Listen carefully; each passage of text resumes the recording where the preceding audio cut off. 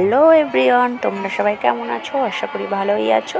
তো দেখো, চলে গেছিলাম বীরনগর, মানে আমাদের বাড়ির থেকে প্রায় 5-7 কিলোমিটার দূর একটা গ্রাম বীরনগর। তো সেইখানে পূর্ণিমা মানে যেটা গুরু পূর্ণিমা হয়, তো সেই সময়ে বিরাট বড় করে এখানে উলাইচণ্ডীর মেলা হয়। তো আমরা সেই উলাইচণ্ডীর মেলা বা মন্দিরটা দেখার উদ্দেশ্যেই এই বীরনগর গেছিলাম। তবে যাওয়ার পথে ওই উলাইচণ্ডীর মেলা দেখতে যাব, তার আগেই আমরা এত সুন্দর একটা মন্দিরের সামনে আর কি গিয়ে হাজির হয়েছি। দেখি কি সুন্দর যাত্রাপালা হচ্ছিল। তো যাত্রাতে জগাই মাধাইয়ের খুব সুন্দর পালা আর কি ওরা করছিল, খুব সুন্দর। মানে কি বলবো, এত লোক বসে দেখছিল।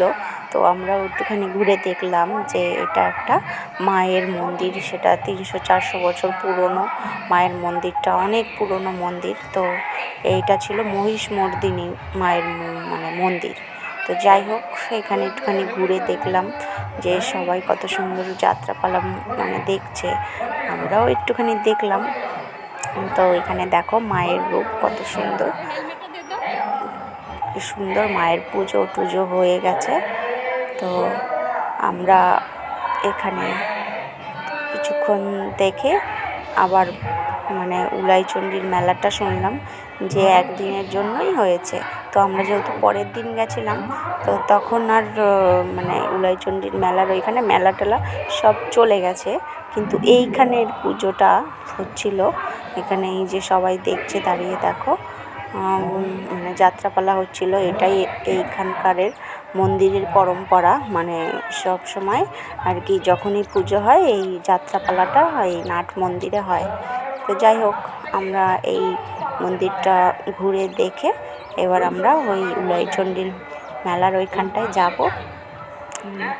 তো এই যে বাইরের থেকে দেখো মন্দিরটা কত বছর পুরনো মন্দির। এখানে যে লেখা রয়েছে দেখো যে বারোয়ারি মন্দির, শ্রী শ্রী মহিষমর্দিনী মানে ঠাকুর আর কি। তো এই সেই উলাইচণ্ডীর মেলার বাগান দেখো, আমি ওপর থেকে শুরু করলাম, কত সুন্দর ওপরে মানে বট গাছের পুরো যেন মেলা বসেছে। মানে চারিদিকে যেখানেই তাকাচ্ছি খালি বট গাছ আর বট গাছ। আর এই বট গাছেরই একটা আর কি ছাওয়ার নিচে এই যে উলাইচণ্ডীর সব ভার, মানে যে যা মানত করে সব কিছু এখানটায় পুজো হয়। ভীষণ বড় করে মেলা হয়। দেখো কত লোক এসছে এখানে। বট গাছে দেখো কত ভার বেঁধে রেখেছে। আর এখানে এই যে মা উলাইচণ্ডীর এখানে একটা ঘণ্টা রয়েছে। আর দেখো সব বট গাছ যেন জায়গাটাকে একদম ছায়া দিয়ে রেখেছে। আর টুকটাক করে লোক এসেই যাচ্ছিল। তো আর যখন মেলা হয় তখন প্রচণ্ড পরিমাণে ভিড় হয় এখানে, মানে ঠেলেই ঢোকা যায় না, এত ভিড় হয়। আর আমরা যখন গেছি তখন তো মেলা শেষ হয়ে গেছিলো, মানে আমরা পরের দিন গেছিলাম।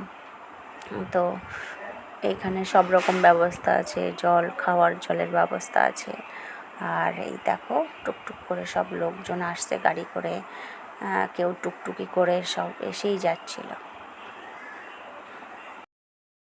আমি শুধু গুনছিলাম যে এখানে কত বট গাছ, মানে একটা জায়গায় মানে এত বট গাছ হতে পারে। বট গাছগুলো কিন্তু ভীষণ পুরনো, মানে সেই পুরনো বট গাছ। আর এই বট গাছের নিচেই সব পুজো করে। তো যাই হোক, আমার অনেক দিনের ইচ্ছা ছিল, ভিডিওতে খুব দেখতাম যে এখানে উলাইচণ্ডীর ভীষণ বড় মেলা হয়, খুব জাগ্রত মেলা। তো তাই দেখে আসলাম, গিয়ে তোমাদেরও শেয়ার করলাম। তো দেখো হঠাৎ করে বিকেলবেলায় আর কি চলে গেছিলাম, যার জন্য সেরকম আর কি রেডি হওয়ারও টাইম দেয়নি। তো এমনি জাস্ট একটা কুর্তি পরেই চলে গেছিলাম। দেখো পুরো ভূতের মতো লাগছে আমাকে দেখতে। এইটুকু টাইমের মধ্যেই দেখো দেখতে দেখতে যেন কতটা ভিড় হয়ে গেল, কত লোকজন চলে আসলো। তার মানে অফ সিজনেও লোক আসে। সবাই উপরে উঠে ঘন্টা বাজাচ্ছিল, কেউ ভার বাজছিল। তো যাই হোক, চারপাশটা ঘুরে এত সুন্দর ঠান্ডা, মানে মনোরম পরিবেশ, খুব ভালো লাগছিল। তবে আরেকটা জায়গা তোমাদেরকে নিয়ে ঘুরে দেখাবো, মানে এর পরেই আর কি সেই জায়গাটা যাওয়া হয়েছে। আসার পথেই দেখছিলাম যে আরেকটা মন্দির আছে, সেই মন্দিরটাও বহু পুরনো, মানে এই যে বীরনগরটাও পুরনো একটা, মানে অনেক মানে পুরনো একটা জায়গা, যেখানে অনেক পুরনো মন্দির আছে, হ্যাঁ, পুরনো বাড়ি, পুরনো গাছ। তো আসা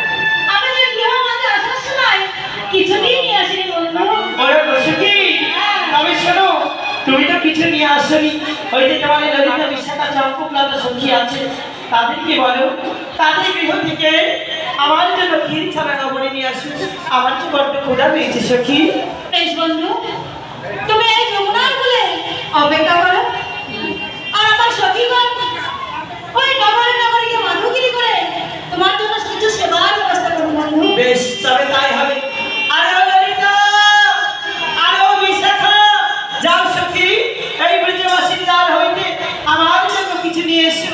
আমার যে বড় ক্ষুধা পেয়েছে সখী, যাও। বেশ বন্ধু, বেশ, তবে তাই হবে। ও সখী, তুমি কোনো চিন্তা করো না। ওই যে ললিতা বিশাখা চম্পকলতা, তারা যাচ্ছে এই ব্রজবাসীর দ্বারে ক্ষীর ছাড়া নবনী নিয়ে আসছে। কেমন? বেশ বন্ধু, তুমি অপেক্ষা করে দিলে। বেশ, তবে যাও সখী, যাও। এবার সখীরা সব উঠবে। দেখলে তো তোমরা, এই যে সেই মন্দির, বিন্দুবাসিনী মন্দির, এই মন্দিরটার কথাই আমি বলছিলাম। তো যাই হোক, মন্দিরের কত সুন্দর ঠাকুর আমরা দেখে, তারপরে এইখানেও খুব সুন্দর যাত্রাপালা হচ্ছিল, দেখে আমরা জিলিপি খেয়ে বাড়ি চলে আসলাম। টাটা।